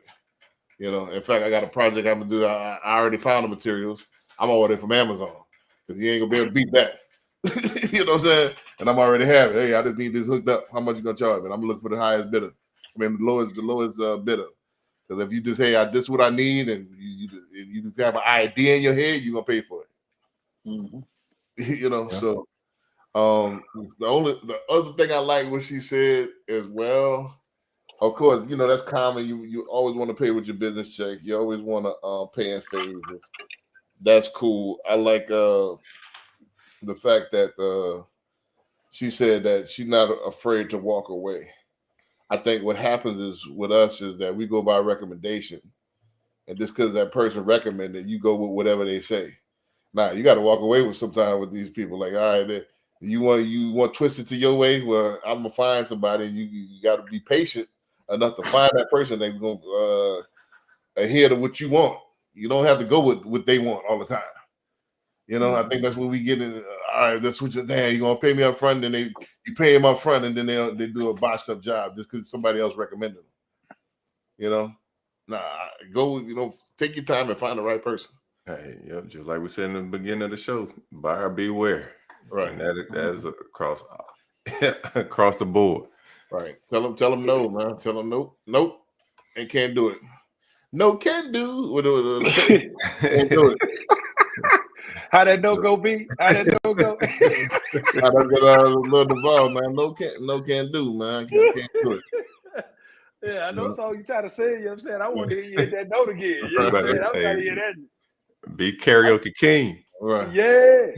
Right. Get B on some King George, you know what I'm saying, on the karaoke. I can carry a little note, though. I mean, I can't sing. You know what I'm saying? We increased our rent by $7,000 per month.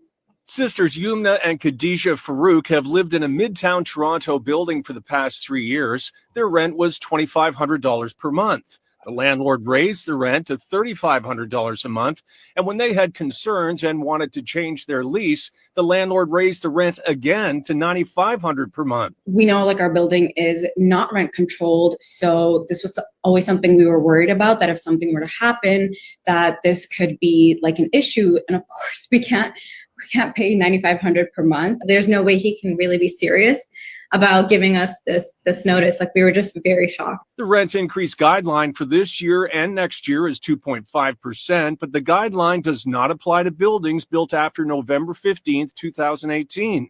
Landlords with newer buildings can raise the rent by as much as they want. This is egregious, horrible, and unfortunately, thanks to the current government, legal. Tenant advocate Jordy Dent says without rent controls, rents in some buildings are being hiked to astronomical levels. The simplest solution is to bring back rent control on all units. At Queen's Park, both the NDP and Liberal parties are calling on the Ontario government to bring back rent controls. To make rent more affordable and really help renters get by, Ontario needs to bring in strong rent control again.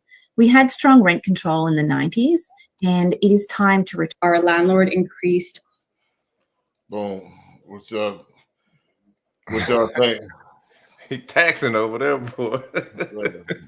Y'all talking about y'all want to go to what is the 6? You know, man. That's tough. That's tough. I mean, it ain't illegal. It might, it ain't illegal. It might be. It ain't illegal. They know it ain't illegal. Yeah. Right. But I think it might be low down, but he within his rights. I think that's the get out fee, right? So you know what I'm saying? If somebody purchases a property here and I want you to get out, but I can't kick you out, I can't legally kick you out, I'm going to increase your rent 4, 5, 6 times. So you know what I'm saying? If you want to stay just to kind of prove a point, I'm gonna make it worth my while. But of course, you know what I'm saying, 99.9% of the time, people's gonna move out. So for whatever reason, if they're just kind of barking a lot, you know what I'm saying, complaining a lot, or whatever the case may be, that's the only way I see, you know what I'm saying, that they raised it is that, hey, look, you know what I'm saying, we no longer want you in our building. Yeah. We need you to get the fuck out. And the only way, you know what I'm saying, we're gonna do that is if we raise this rent astronomically, where you're gonna be like, man, screw y'all, I'm gone. Yeah, but I was about to say, we don't know what type of tenants they were either. Correct. So then, you know what I'm saying, the question becomes, you know what I'm saying, that was y'all rent, but is that everybody renting the building? Because that's what I didn't hear. I didn't hear, you know what I'm saying, they're raising everybody in the building rent. They're just talking about their rent. So it's a lot of unknowns, but hey, if it's in one of those areas and it's a newer building, if he's looking for a certain type of tenant, certain type of clientele, then that might be what they like. That might be the new strategy. And you go downtown Houston and some of these spots like Market Square and all that, they paying the grip. Yep. Right. And we ain't said, don't get us wrong, we ain't saying it's right, but we just saying, you know, just the reality of the market, reality of the situation. That's what they're dealing with. This is what I don't understand. Just to take this a step further, people think renting a place is so much secure than actually buying. You know, you secure for a year. Yeah, you secure for a year, but then after that lease is up, there's no obligation for them to keep you at that price.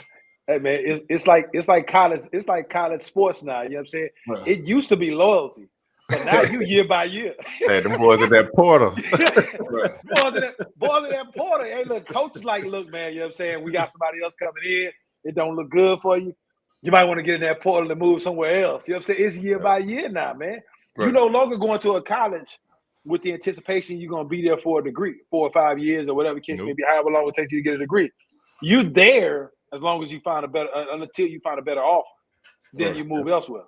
Shoot, some of these cats getting NIL money and making more than the pros. Absolutely. Right. So it makes more sense to stay in college. Yep. Right. Well, the thing is, this is what I was gonna say. Like, people think, I just wanted to go this route with it. People think that they run the rent like rent is the natural default, but actually rent is riskier than actually owning a home. Mm-hmm. You know, so because the land you're at the landlord's discretion. You know, they can raise the rent. They could, you know, you have to go to them to take care of stuff. You know, a lot of power is out of your hand. You know, and I don't know why, especially in our community, we think rent is easier. It's actually harder. Yeah. You know, there's a reason why the contract to buy a house is 10 pages, but to lease one is 16 plus. Correct. Right. So with that being said, then I don't know, is Houston, do they have many rent control?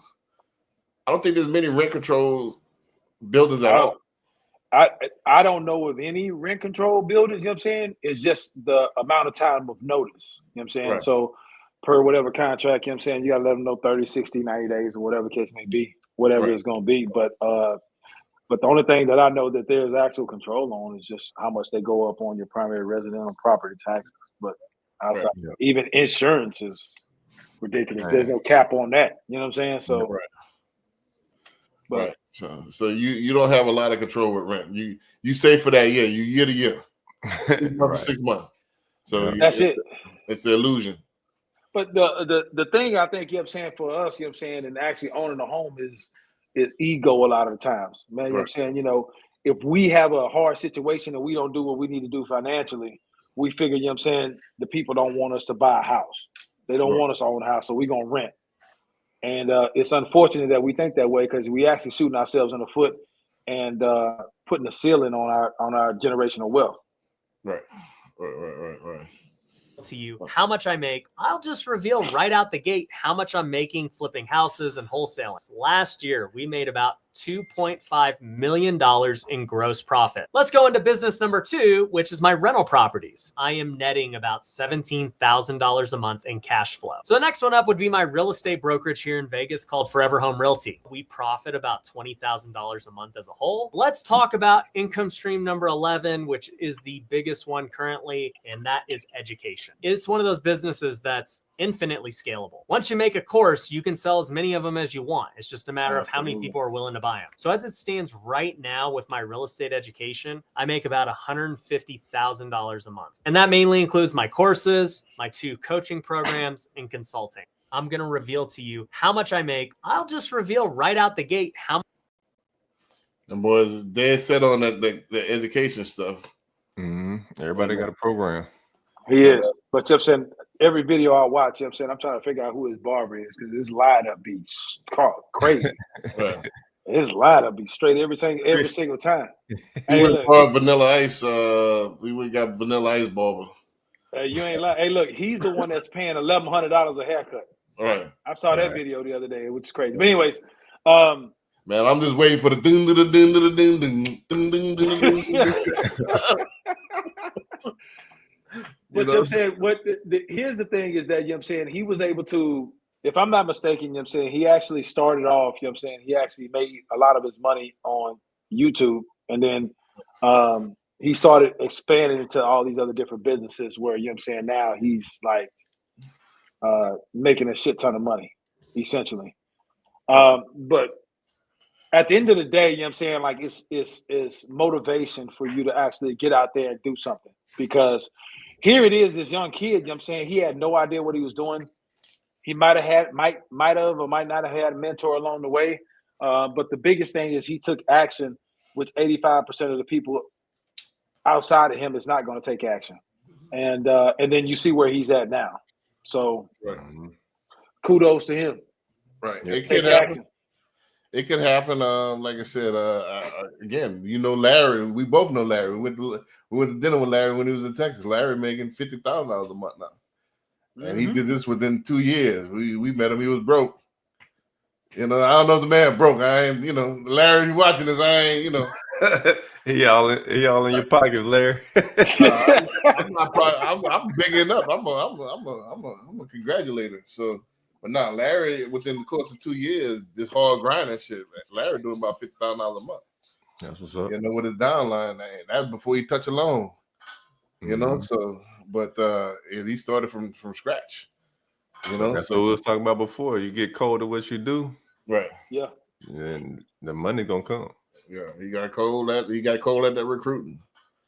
Here's the thing is that, you know what I'm saying, what I do know about Larry is, you know what I'm saying, we had early conversations with Larry. And Larry had a plan, and you know what I'm saying, he told you the plan and he executed. Right. Yep. No doubt. You know what I'm saying? He executed. You know what I'm saying? Now, he learned a bunch of stumbles along the way, you know what I'm saying, and he corrected or whatever the case may be. But he fine-tuned it because, you know what I'm saying, he was able just to take action. He told you what he was going to do, and he actually did it. He didn't sit back and say, man, it's in the works. You know what I'm saying 6 months later or a year later. He was like, look, man, this is what I'm doing. This is where I fine-tuned it. I found out this didn't work, but I started doing this. And he taking it to the next level. And shit, I'm proud of him. Yep, man. I'm saying that hustle plus that consistency is what pays you.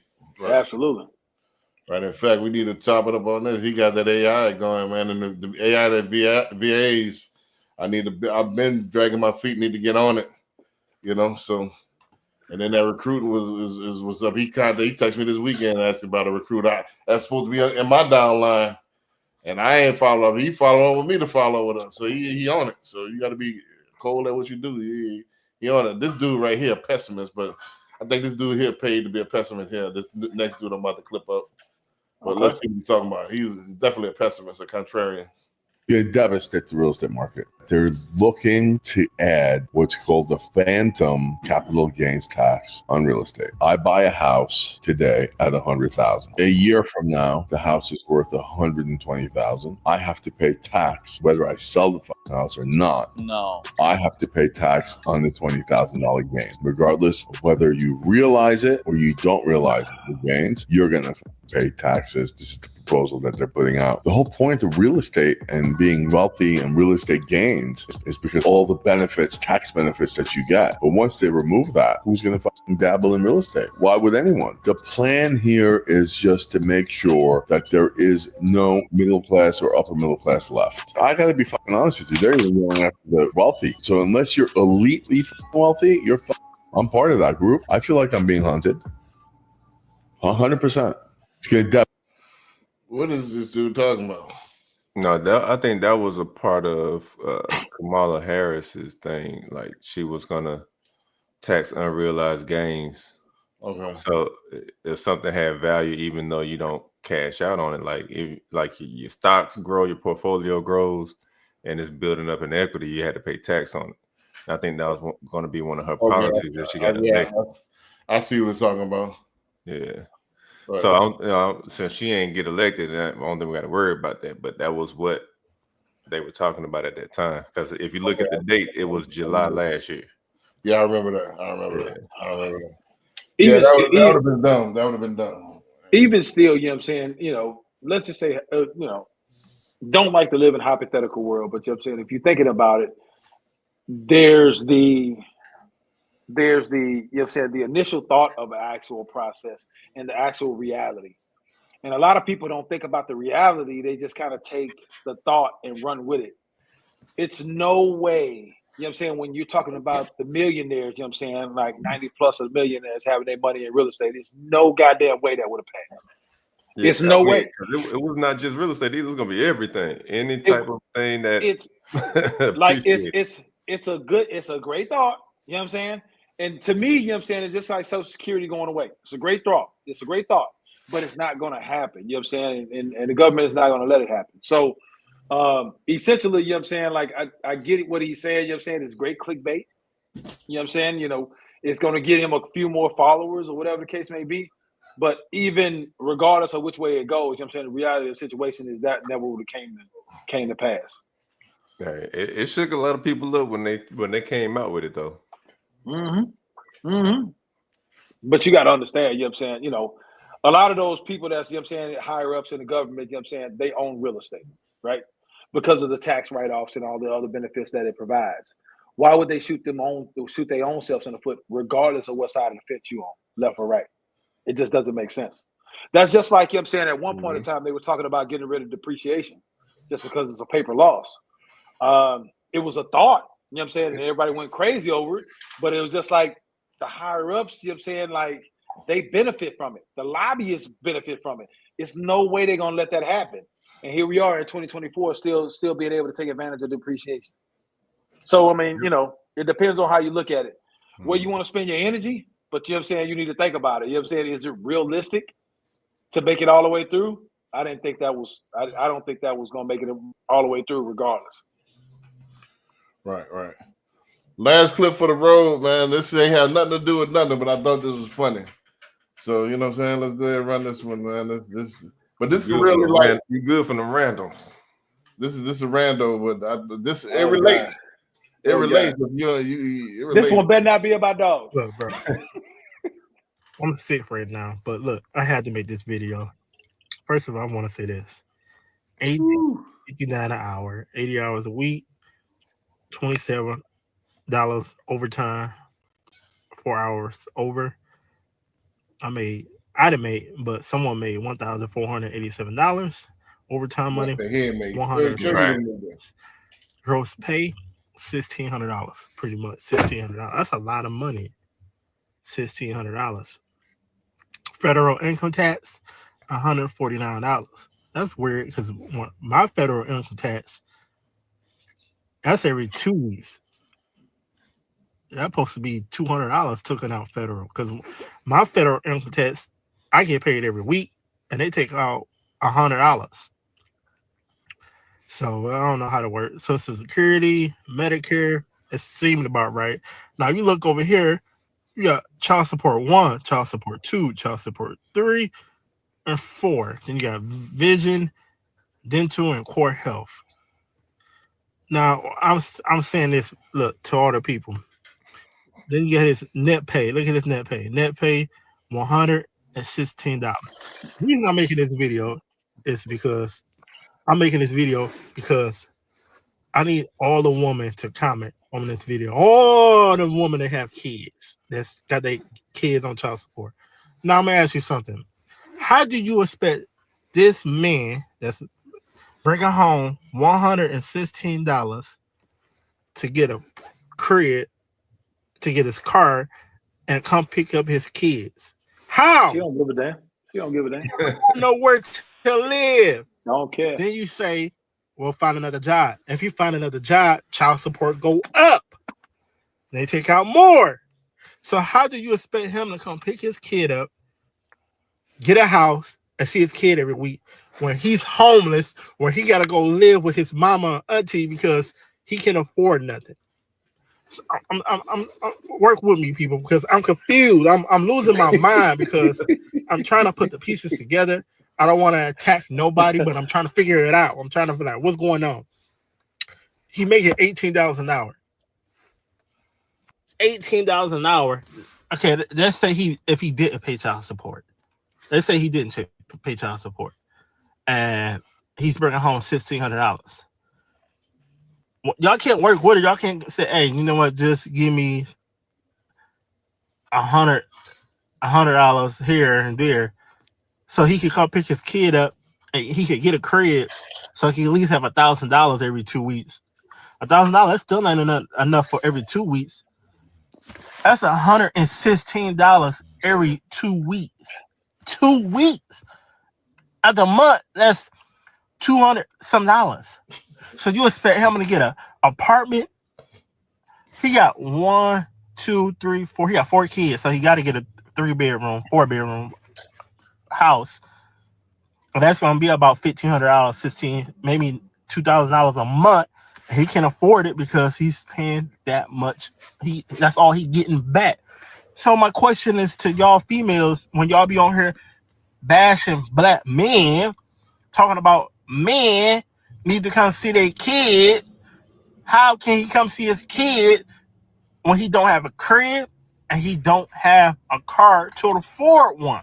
Then y'all gonna say this in the comments: don't have that many kids. Okay, forget it. The kids is over and done with. He got the kids, live his life. But how? Let's work together. Tell me, how can he get a crib? How can he get a car? So I'm trying to figure out, when y'all go into these court systems and put them on child support.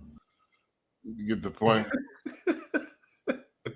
You know what I'm saying? But yeah, they chose his butt up. That boy got a stub. Man. This is what you would have made. Yeah, you got lit up. With better decisions in your life. You would have made this much if you had made better decisions. Boy. You know? They tore his butt up, man. $116 every 2. Shoot, that ain't even that's barely groceries. Man, that's just enough to get you there. Basically, right. You're gonna have to walk to the grocery store. That's you spending more to Man. go back and forth. Barely groceries. That ain't no groceries. You know what I'm saying? Shit, that's a couple of Tic Tacs. You know what I'm saying? I mean, at that price point, you can't do anything. I mean, he ramen noodles. I mean, you know what I'm saying? It's in that situation, it's enough blame to go around. I mean, goddamn, 4 of them. Yeah. And then, you know what I'm saying, by the 4 line items that they have over there, you know what I'm saying, it kind of, you know, just, you know, I don't know the situation, but it looks like it's 4 different baby mamas. You know what I'm saying? Like, you know what I'm saying, because it's 4 different items, you know what I'm saying, where they actually, you know what I mean? So, like, come on, bro. I don't know what the setup is, but I was thinking the same thing. I was He don't know what Trojans is. Right. Like, come on, dog. After the first one, you should have been like, man, this shit. I'm wrapping it up. Man, what's the I gotta find that comedian JJ. He was like, man, you better practice them, get out of this. You ain't lying. You feel that tingle, get out of there. Man, but yeah, But here's the thing, you know what I'm saying? They take majority of his money. Like, okay, so he made a mistake. He fucked up. You know what I'm saying? Okay, the guy, he, you know, whatever. You know what I'm saying? You got the women's side of things. Okay, I get it. Right. But here's the other thing too, is that, you know what I'm saying, because of this type of situation here, there's a lot of men that don't work whatsoever. Right. They won't work at all. They'll just try to take on a cash. They'll take on a cash only job. Yep. So you know what I'm saying? If they take on a cash only job and then you're getting nothing, then who is that benefit?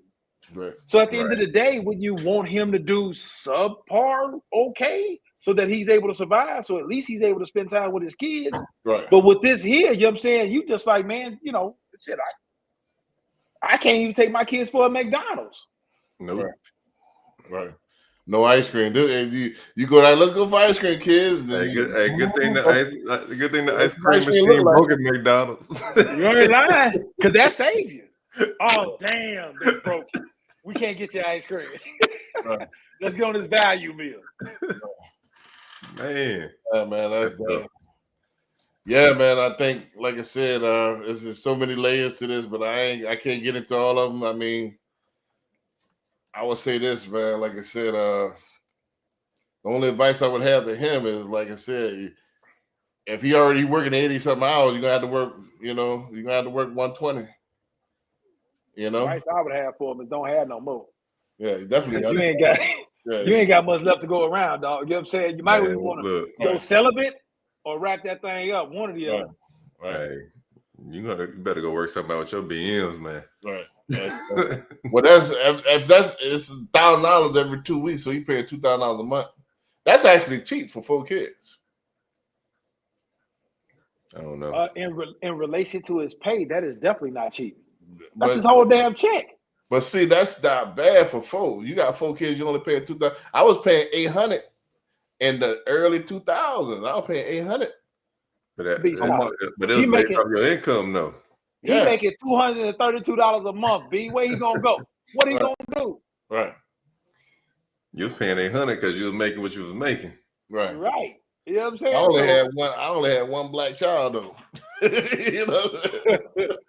She was taking care of. So he should have took your advice after the first one. Right. Learn your lesson and wrap that thing up. You know what I'm saying? Well, I ain't had no more sense. I learned my lesson, man. I ain't had no more sense then. I seen that first. Ouch! I like that's a wrap for me. I learned. Some men don't learn their lessons, man. They got to learn the hard way. Yeah. Hey, that's tough. I thought that was tough back then. That was $200 a week, man. Hey, look, I know it probably. I don't know if it was him or not. You know what I'm saying? He claimed it was somebody else, but it could have been him. Right. The way he was talking. But you know what I'm saying? Look, I would love to have an interview to be like, dog, what was you thinking? Like you know what I'm saying? I just need to step inside your mind for a second. Help us understand. Like what you know what I'm saying? What happened? Right. But see that's the thing. I mean, he's not getting all that they're only getting per child like $500 a child. That's not bad. Man, he better go get in the booth and drop an album, like a mixtape. Like he's gonna have to. He ain't gonna make it working no job. Right. All right. But that's the thing. Once you get that paycheck, you know what I'm saying? Guess what he did the next week? He quit. Right. Guaranteed. $116 and I'm working all these hours. Y'all breaking my back. Right. That man done. worked 80-something hours and take home 100. At first, I thought it was a 1 week paycheck. I said 116. Okay. All right. You know what I'm saying? So he'd be able to do a little something. That was 2 weeks. Yeah, 2 weeks. You seen that 80? And then he got a little overtime. Man, stop it. Yeah. Stop it. That being said, man, fellas, you got to make better decisions, man. And you're going to need that job in order to get a crib, man. He kept saying crib. He said crib a bunch of times. You're going to need that job to get a crib unless you got a whole bunch of money to pay cash. Crib is the last thing. Get a house so you ain't getting not a crib. You got enough cribs. You know what I'm saying? Right, It's time to hang that up. Retire that. Boy. Right.